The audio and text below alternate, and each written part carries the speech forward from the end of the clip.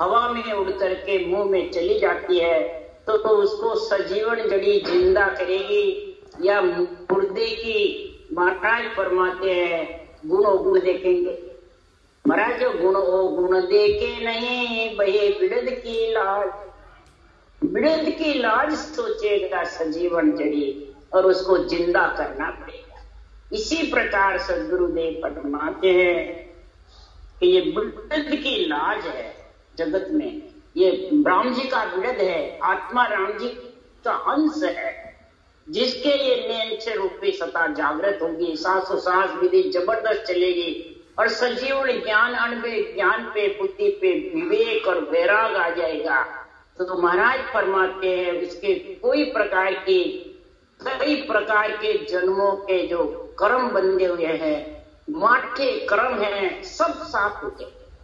ब्रह्म लग तक के खून भी महाराज फरमाते साफ हो जाएंगे। ऐसा इसमें गुण है जिसके अमर विमान शीस चल आवे, पांचों ज्ञान के बकापा, यूं सता सत गुरु की भाई, जागे शब्द शिष्य तन भाई। शिष्य तन के अंदर जब भी जागृत होगा कि अमर विमान शीस चला। अमर विमान निज नाम है तो कोई बाँचने वाला कोई शरीर से रूप लाता है। वो मैं अमर विमान में बैठा के ले जाऊं, मैं गद्दीदारी कोई भी सदगुरु पड़े हुए तो वो सही है कि ये निज नाम जो ब्रह्म विराट से सातों सात भजन करते हो, तब ये शीश के ऊपर से आता है लेड़े को, आत्मा को। और पांचवा केवल ज्ञान गिरबव प्राप्त होता है, किसी के कहने से नहीं होता है, किसी के करने से भी नहीं होता है, किसी के ज्ञान से भी नहीं आता है, किसी के उपदेश देने से भी नहीं आता है। ये सदगुरु की सत्ता जिसमें आ जाती है वो उस शिष्य के कई जन्मों की पुण्यवानी होती तभी आता है। उसकी खुद की करनी, खुद की मेहनत है। ये नहीं समझो कि मैंने तेरे जगा दिया, मैंने तेरे को ज्ञान दे दिया। ये जब तक मैं तू है तब तक राग द्वेष के पीछे। इसलिए महाराज यहाँ समझा रहे हैं कि पांचवा केवल ज्ञान आ जाएगा और सदगुरु की सता जागे शब्द शिष्य तन माई, और मऊ हो जाएगा, रोम रोम मऊ हो जाएगा। रोम रोम में शब्द का रोम रोम थर्राएंगे, और जब रोम रोम थर्राएंगे तो ऐसा अनुभव होगा कि सदगुरु देव फरमाते हैं सारी नाड़ खाड़ सरवर हर्ष लिया। सब महाराज फरमाते जब जबरदस्त बरसात होती है तो महाराज फरमाते उसके सब नाड़े खाड़े सब उमो हो जाते, बाढ़ आ जाती है। इसी प्रकार रोम रोम 99 गुमाविया उमो हो जाती है। विदेह मंडल ग्रस्त रहता है और देह मंडल सारा उमो रहता है। गगन गरजे देवका जैसी गोरम काल, संत दुआई देश में संता ही खोरा।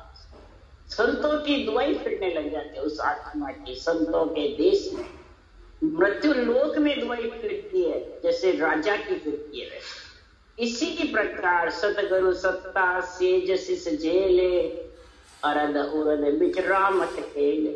सांसों सांस रटे नित साई, निर्मल नैन खुले घटना। निर्मल नैन यानी सूरत रूपे नेत्र, आत्म चेतन से नैन चरण नाम शब्द ब्रह्म का आनंद आता है। और शब्द ब्रह्म का गगन मंडल में मधुर मधुर मुरली धुन के जैसे गरजता है, थाली की झणकार की जैसे गरजता है। अंधेरे में हाथ पकड़ रखा है, यूं शब्द लखाया। इस प्रकार से वो शब्द मेरे को खींचता रहता है। ऐसे जब निर्मल नैन खुलते हैं, ज्ञान नेत्र से तो विराट स्वरूप के दर्शन, सूरत नेत्र से शब्द ब्रह्म के दर्शन, ब्रह्म नेत्र से ब्रह्म ज्ञान घट में आ जाता है।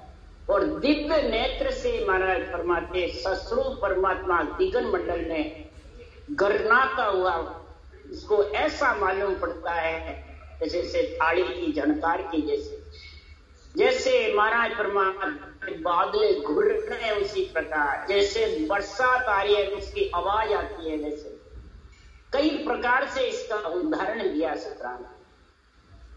पर महाराज परमात्मा 700 साल रटेगा उसके, तब महाराज फरमाते हैं कि कोटक भाण हुआ उजियाला, दिल ये में सायब देदार, अमृत बूंद जड़े कड़ मोती, दीपक ज्ञान जिला मिल जो। कोटान कोट जैसे भाण का उजाला है, इसी प्रकार अंदर में महाराज परमात्मा से 99.5 तन तन थर्राता रहता है।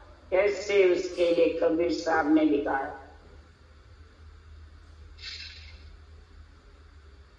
उन्होंने भी कहा है कि संसार में इस प्रकार से शरीर झूलता है, इस प्रकार से महाराज फरमाते हैं गगन मंडल में ही दो गले हेले, बिन रस में बिन डूब, संगरे सहेला झूले झूलना हेले, सूरत मचोड़ा दे।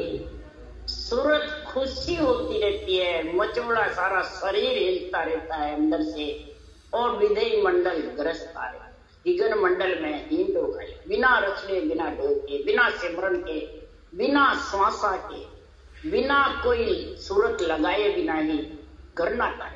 इसी को कहते हैं कोटक भाण हुआ, अमृत बूंद झड़े कर मुखार वन में अमृत का रस आता रहता है। और जबरदस्त महाराज फरमाते दीपक ज्ञान, ज्ञान का उजाला हो जाता है घट में, अनबे ज्ञान तुरिया अवस्था उसके घट में जागृत हो जाती है।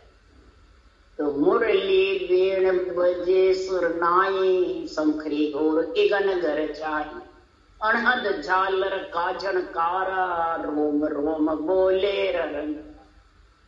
मुरली के बीण की जैसे, शंख के घोर की जैसे, झालर झनकार की जैसे महाराज ने शब्द ब्रह्म की उपमा जबरदस्त दी।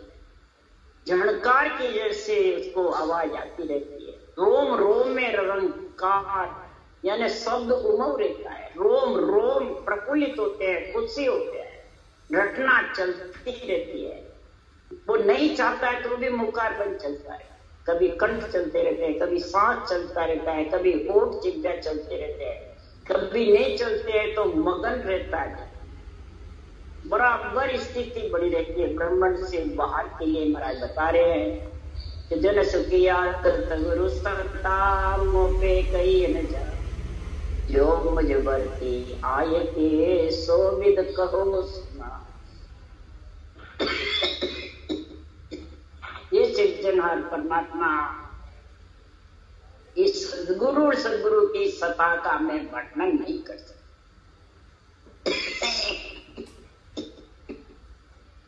आपने मेरे को जो भगवत वचन बुलवाए हैं वो मैंने बोले, मैं खुद इसका वर्णन नहीं कर सकता। अणवे ग्रंथ बनाने वाले खुद वर्णन नहीं कर सकते तो अपन क्या कर सकते हैं। तो सर्वलोक जय जय करे बंदे विष्णु महेश, जब पहुंचा सुख राम के संत समाधि। सर्वलोक जय जय करे, और समाधि देश का जब चौथे पद के बाद से बढ़ जाते हैं, विष्णु और शिव महिमा करते हैं, हे ब्रह्मा जी के बंदे पुत्र तेरे को दिन है। ब्रह्मा जी को भी दिन है जो ऐसा शरीर रचा और ऐसा भक्ति उसके घट में आई। तुम महाराज फरमाते वाह विद का सुख कया न जावे, बिना टेके सतधाम का। बिना टेके का सतधाम है, कोई प्रकार का इसमें टेका का निराधार देश है, तब जाके आत्मा मरती जीती प्रतीत नहीं होगी, अखंड सुख आनंद में ली। फिर दर्शन करत त्रिपत नहीं होवे, इमृत बाणी जनक। उस निज नाम का अनुभव करते करते भागती है। दर्शन करत त्रिपत नहीं होवे, अमृत वाणी जनकू। जब उसका आनंद आता है तो ये अमृत जो वाणी अनवे वाणी है, भगवत वचन है, बहुत प्यारे लगते हैं। सुनता ही रहता है, उसमें भापता नहीं, जितने भी सुनता है, भले ये एक की वाणी 1000 बार बचे तो भी उसको आनंद आता है। उसमें अलग अलग निर्णय निकलता रहता है। अणवे ज्ञान है, अनुभव नहीं है। अनुभव तो किया जाता है, अणवे लाई जाती है। एक ही शब्द के कई अर्थ, इसलिए सुखराम जी महाराज यहाँ महिमा कर रहे हैं। तो सहजा सजे ध्यान दुन सारा, जिभ्या नाम विस्तारा, राजयोग ओ कहिए भाया, सब योगन को राजा। सब जितने भी जगत में योग है वो सब इसमें सज जाता है। और सहजा सजे ध्यान धुन सारा, बस धुन गर्जना करती रहती है, रटना चलती, जिभ्या नाम विस्तार चलता रहता है। उसी को राजयोग कहते हैं, उसी को सहज समाधि, ये सब योगन का है। सांस शब्द करना भी, सांस शब्द पर मन की आशा, तो रट रटना सुखराम के सहजा वाह विधो। रटना रटता या तेरे सहज ही वो विधि हो जाएगी। और आत्मा के सुखराम रचक सुखवा है, ब्रह्म ज्ञान घटना है। जब ऐसा ब्रह्म ज्ञान उसके घट में जागृत हो जाएगा तो उसके स्थिर सुख, रचक सुख, सुख दुख से आत्मा न्यारी हो। राम राम बोलो। राम सुखमनी जी महाराज ने